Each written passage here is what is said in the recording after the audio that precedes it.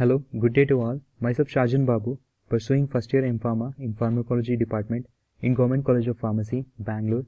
I'm actually here to submit a seminar on the topic secondary messengers to my lecturer, Dr. Rajesh M.S., who is working as an associate lecturer in the Pharmacology Department, Government College of Pharmacy, Bangalore.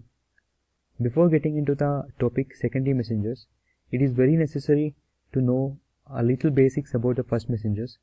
So first messengers are the extracellular signaling molecules, while second messengers are the intracellular signaling molecules. First messengers are the hormones or neurotransmitters such as epinephrine, growth hormone, and serotonin. They are involved in signal transduction cascades, and so that the extracellular signal may be propagated intracellularly. And while coming to the second messenger definition, second messengers are the molecules or the ions that receive and transfer signals received at the cell surface receptors to the effector proteins or to the target molecules inside the cell. These second messengers, they amplify the strength of the signal, cause some kind of changes in the activity of the cell, and these second messengers, being the component of cell signaling pathways, trigger physiological changes at cellular levels such as proliferation, differentiation, migration, survival, and apoptosis. And the elevated concentration of second messenger leads to rapid alteration in the activity of one or more cellular enzymes.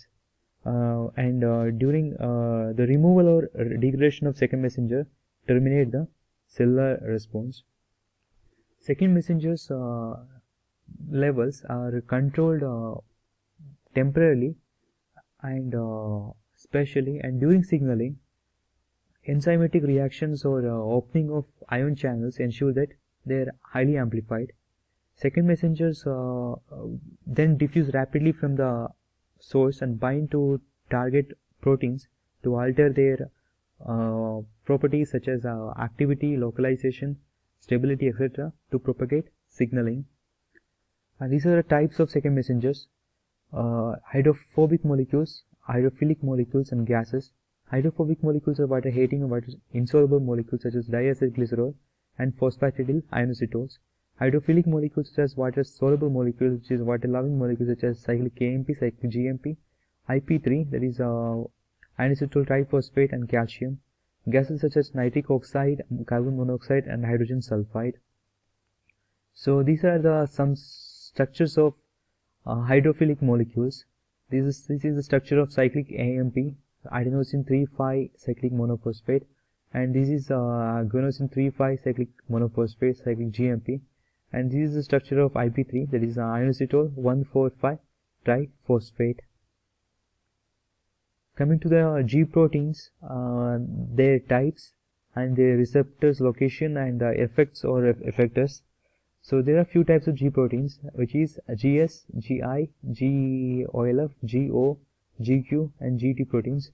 GS is nothing but the stimulated G proteins. These stimulate or activate the enzyme adenyl cyclase, thus leads to the activation of cyclic AMP. So the receptors for GS proteins are present in beta-adrenergic amines, histamine, serotonin, glucagon, and many other hormones as well. So these inhibited G proteins, what does they do is they inhibit the adenyl cyclase enzyme, thus inhibiting the cyclic AMP concentration or decreasing the cyclic AMP concentration.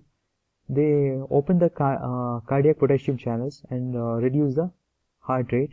The receptors for inhibited G proteins are located in alpha-2 adrenergic amines, acetylcholine, opioids, serotonin, and while coming to the G olfactory proteins, the receptors for G olfactory proteins are present in odorants or olfactory epithelium.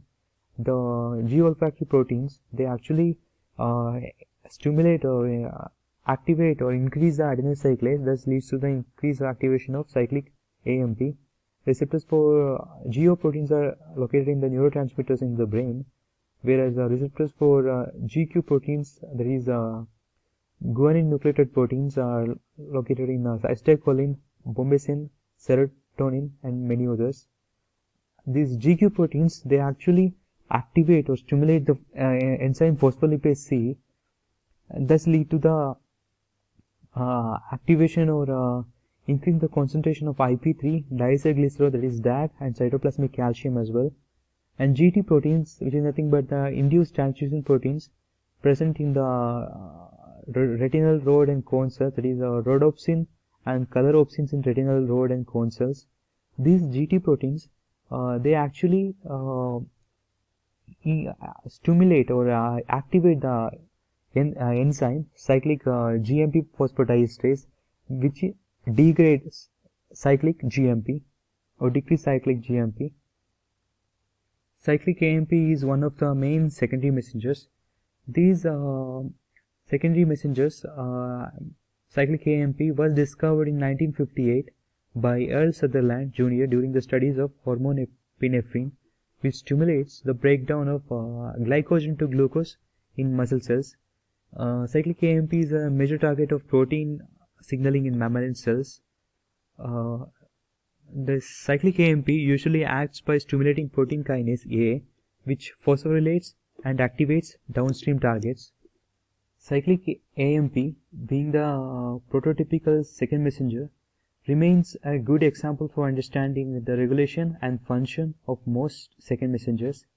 It is synthesized by adenylyl cyclase under the control of many G protein coupled receptors, and stimulation is mediated by stimulatory G proteins and inhibition is mediated by inhibitory G proteins.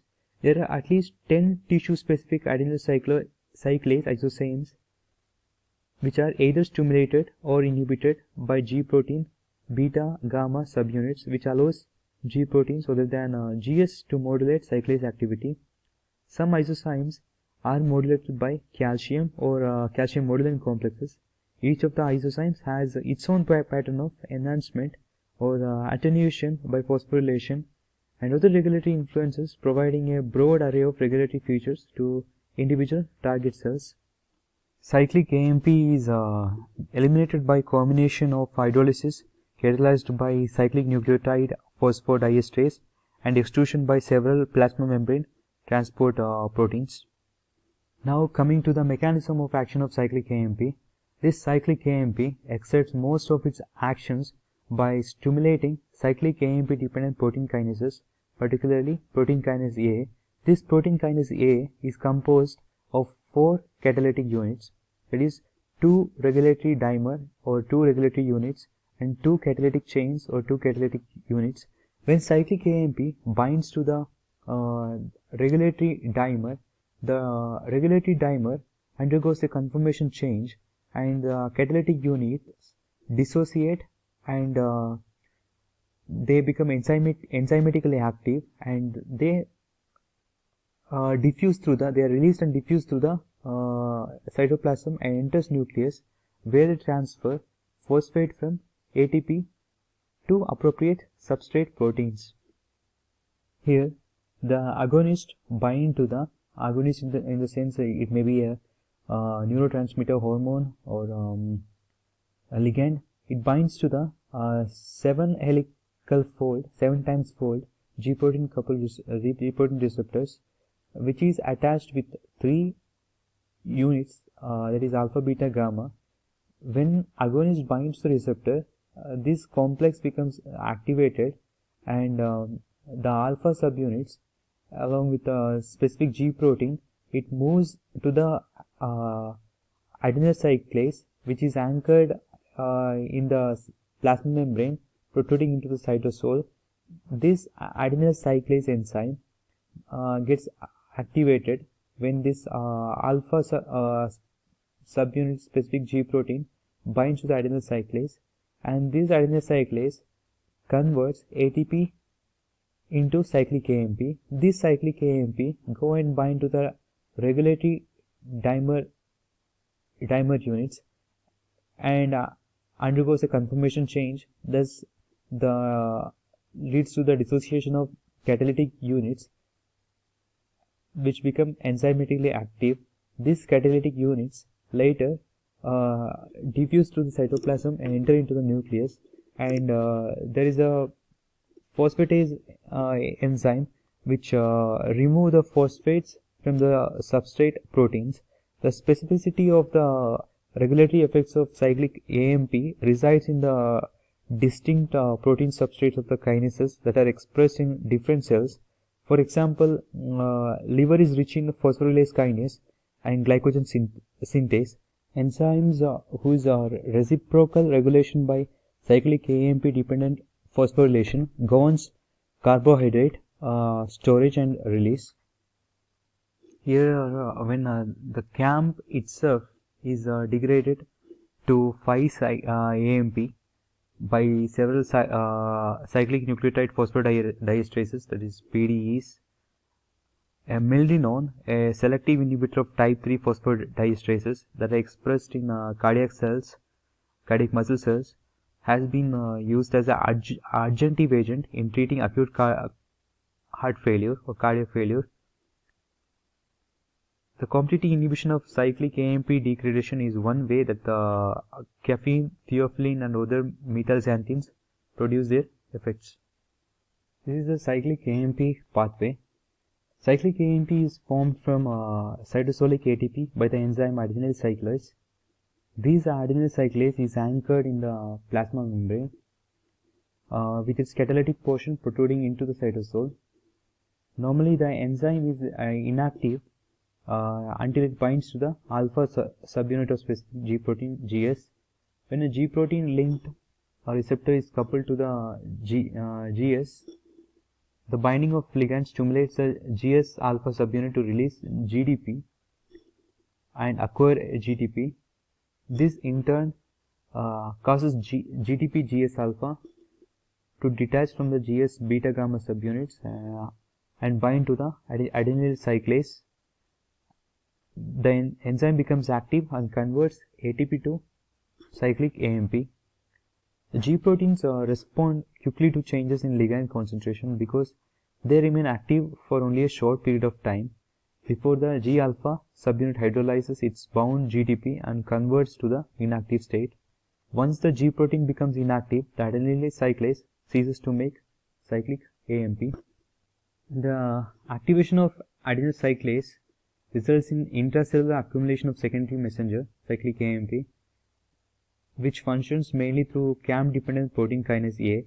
The protein kinase A phosphorylates and alters the functions of many enzymes, ion channels, transporters, transcription factors, and several proteins to manifest as increased contractibility or impulse generation and relaxation, glycogenolysis, lipolysis, inhibition of secretion,